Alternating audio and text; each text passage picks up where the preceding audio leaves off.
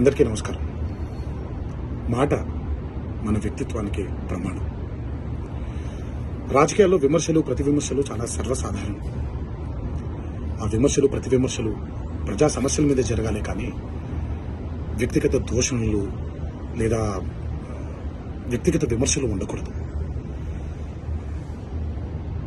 నిన్న అసెంబ్లీలో జరిగినటువంటి ఒక సంఘటన నా మనసును కలిచివేసింది.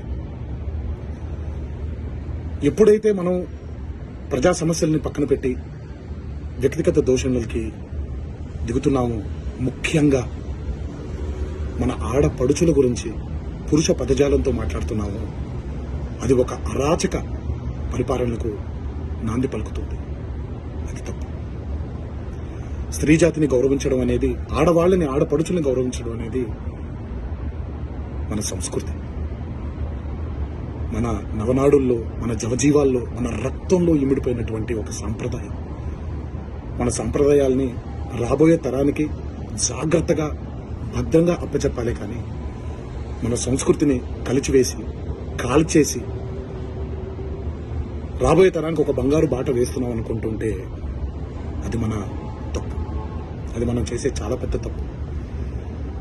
ఈ మాటలు నేను ఇలాంటి ఒక వ్యక్తిగత దోషణకి గురైనటువంటి ఒక కుటుంబానికి చెందిన సభ్యుడిగా మాట్లాడట్లేదు. ఈ మాటలు నేను ఒక కొడుకుగా, ఒక భర్తగా, ఒక తండ్రిగా, ఈ దేశానికి ఒక పౌరుడుగా, సాటి తెలుగువాడిగా మాట్లాడుతున్నాను.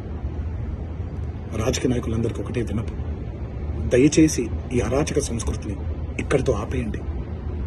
ప్రజా సమస్యల మీద పోరాడండి. రాబోయే తరానికి బంగారు బాట వేసేలాగా మన నడవడిక ఉండేలాగా జాగ్రత్త పడండి. ఇది నా విన్నపం మాత్రమే. ఇది ఇక్కడితో ఆగిపోతుందని మనసారా కోరుకుంటూ సెలవు తీసుకుంటున్నాను.